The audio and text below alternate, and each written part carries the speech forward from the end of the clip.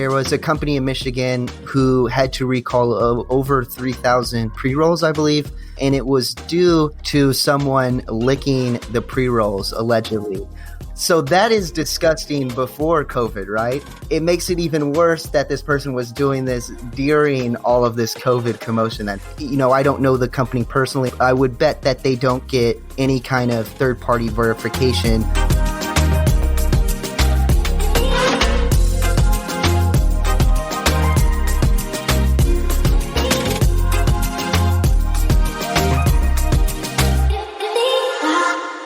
All right, everyone, welcome back to another episode of the Cannabis Corona Report, where we speak to cannabis companies that are succeeding or helping other companies succeed during the global pandemic. And today, we are joined by Tyler Williams, the founder of Cannabis Safety and Quality. Tyler, welcome to the show.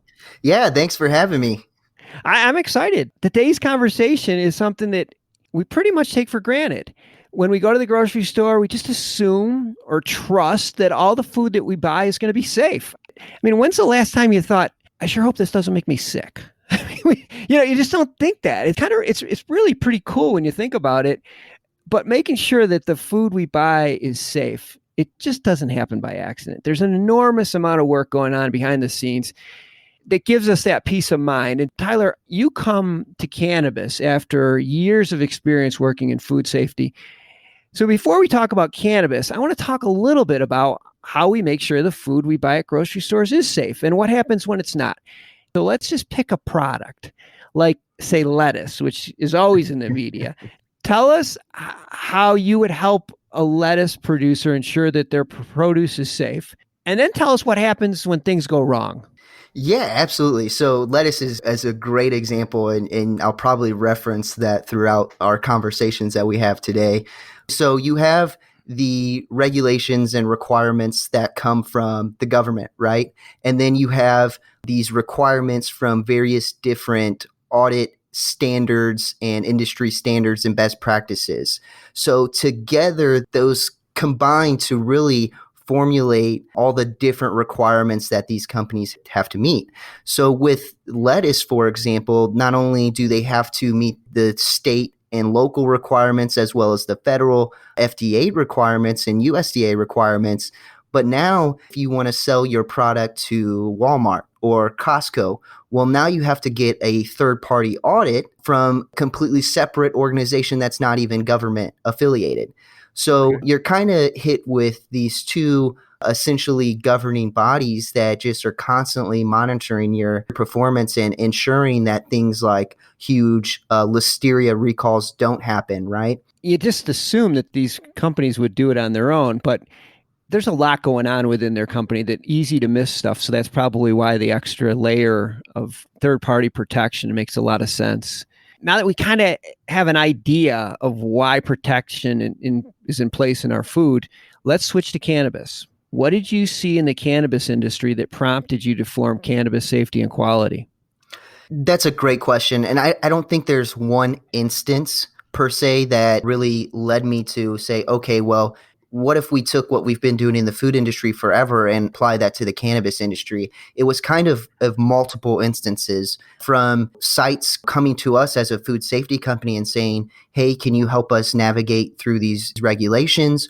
Or just seeing in the news, great example is the vaping crisis, if you will, that we kind of had in 2019 and a little bit into 2020.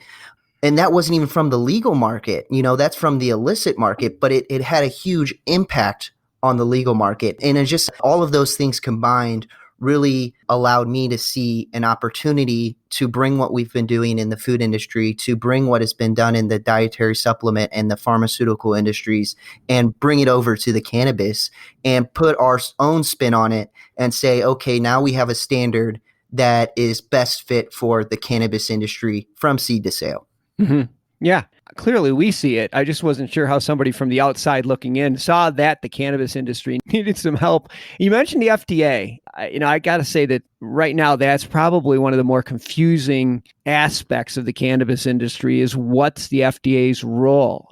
And maybe you can help us better understand the agency. What do they oversee? Is it just cannabis? Is it CBD? How much power do they have? Where does their power start or end?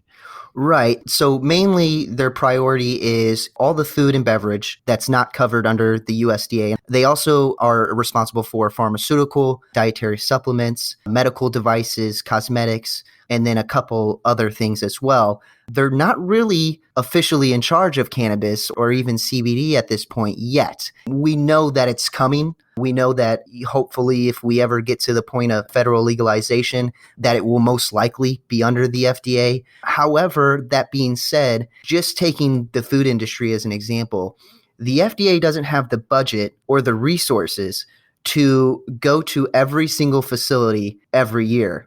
What they do is go to what they call high risk facilities or facilities that are continuously messing up, facilities that just had a recall, that get complaints, things like that. If you're a facility that's, you're not selling a lot of products, you might not even get an inspector to visit your facility. And that's kind of where the third party audits come into play and fill in that gap where the FDA just doesn't have the resources to do so. Now, with cannabis and CBD in particular, really there's two reasons the FDA is going to get involved, at least this moment in time. If there's a major health concern, so if somebody's going to get sick from consuming that product, or if there's labeling issues such as health claims. Okay. So those are really the two instances where the FDA is going to say, hey, we don't have regulations in place, but guess what? We're going to enforce this. Attention Cannabis Podcast listeners. You can now listen to your favorite cannabis podcast ad-free with the MJBulls mobile app. Just download the free MJBulls mobile app to your smartphone to start enjoying cannabis podcasts with no commercials. Go to Apple Apps or Google Play to get the MJBulls Cannabis Podcast app today. You mentioned recalls, and I think I recall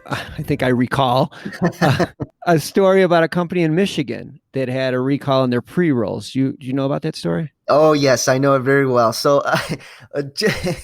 it's a weird one. It's the first of its kind that I've heard of, at least. Yeah, there was a company in Michigan who had to recall over 3,000 pre-rolls, I believe. And it was due to someone licking the pre-rolls, allegedly. So that is disgusting before COVID, right? It makes it even worse that this person was doing this during all of this COVID commotion that's going on. Man. Yeah, there's a lot of problems with that. I don't know the company personally. I don't know their internal processes. I would bet that they don't get any kind of third-party verification saying that they're doing the things that they're supposed to be doing as far as safety and quality. Oh my gosh. I mean, that right there makes it so that people appreciate why we need some government regulations, because that's just not right. Right. But what steps can the industry take to protect the public and avoid situations like that, but then not have like super onerous government involvement? Yeah, so I've been talking about this a lot lately, and sometimes I use the term self-regulated, and that's probably not the best phrase to use. I would think semi-self-regulated is a little bit better. And what I mean by that is we know there's going to be regulations in place. We're not saying that there shouldn't be. There definitely needs to be. But what we can do in the interim is have this conscious mind as a cannabis grower or manufacturer that, hey, we need to set up programs and policies and procedures in place to ensure that we're producing the most safest and quality product, because one, it's going to make us look better. But two, then we're also not killing anyone, which seems like such a simple thing to do. But, we see recalls every day almost in the food industry, at least. And that's an industry that's been around for a long time. Sure. So with a semi-self-regulated approach, by saying, okay, we're going to take some ownership now, the FDA is not going to step up and give us any guidance. So let's use a standard such as CSQ to build our programs, to implement those programs, and then have a third party come in and verify that we're doing everything that we're supposed to be doing at minimum once a year. That's, man, not just making people sick. You don't want to gross anybody out either. I mean, that's, Right. Yeah, absolutely. yeah. And that's what's so funny about, to me, kind of getting off topic here, but with the Michigan incident and licking pre-rolls, I mean, how many people have been, smoking with their friends, and of course they're licking the blunt wrap to roll it up, and you pass it to your friend and you don't think anything of it. But it makes it so much more gross when it's a stranger, right? Yeah, for sure. For sure. Oh my gosh. Well, you mentioned COVID, and I suspect it's really complicated things. How's it affected your business? Yeah, so from a CSQ perspective, and really more so on the certification bodies who audit against the CSQ standard, is the restrictions on travel. Facilities have heightened visitor policies restricting who can come in and out of the facility. So it makes it a little bit harder for these auditing bodies to go out and perform the audits. The facilities, for the most part, will work with us. There are some that you can tell they kind of just want an excuse to get out of an audit. Yeah. So that does come into play. But from our perspective, a lot of the clients that we work with, they understand the importance of getting these third-party audits and continuing that relationship to ensure that they have the most safest and quality products that they can produce. I think it makes sense. I really do. I think it's one of those things, like you said, nobody really wants to go through an audit, but you certainly don't want to go through a recall. Yeah, and that's one of the things, too, we try to educate people on in any industry that is heavily regulated or audited. The auditor is always going to be the bad guy. And that's not what they're there to do. They're there to, say, hey, these are the things that I've noticed that are wrong. They can't tell you how to fix them, but at least they give you the direction you need to go. And if need be, you can then either use internal resources to fix the problem or hire an external consultant to fix the problem, however your process might be. But really, that auditor is not there to just say, I got you on something. They're there to help you out, and they want to see these facilities grow and be successful. Okay. And that's how, if somebody wanted to work with CSQ, they would just reach out to you. And yeah, so CSQ doesn't perform the audits. We license out the standard to certification bodies who are accredited to ISO 17065 in particular. But yes, you can go to our website. There's a load of information on there. You can download the standards, the scheme requirements, all for free. I mean, it doesn't cost you anything to start building your own internal processes to the standard. So I encourage people to, at minimum, go and do that. And then when you're ready for that third-party verification and to get that audit, then you reach out to one of our licensed certification bodies on our website and get the audit through them. Oh, okay. That makes sense. We'll have all of Tyler's and CSQ's contact information in the show notes at mjbulls.com. The industry's got a long way to go, but it's nice that we have experienced food safety people like Tyler helping us make sure that the future of our industry is safe and everybody that uses any of our products remain healthy. So, Tyler, appreciate all of the work that you're doing, and thanks for keeping us all safe. Yeah, thanks for having me.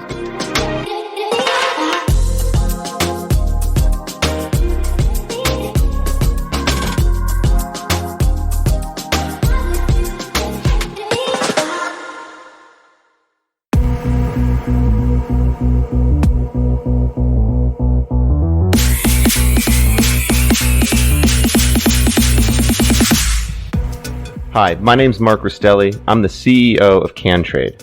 We're the everything business-to-business marketplace for the cannabis and hemp industries. I'm excited today to tell you about our new podcast, Can Trends, where we break down industry metrics and pricing data directly from our platform to give your business an eagle-eye view on what's happening to the products in your industry.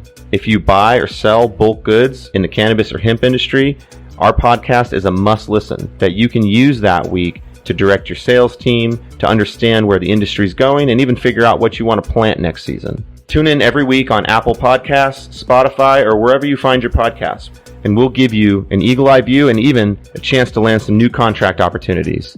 We hope you join the CanTrade Network, where your business can trade easy.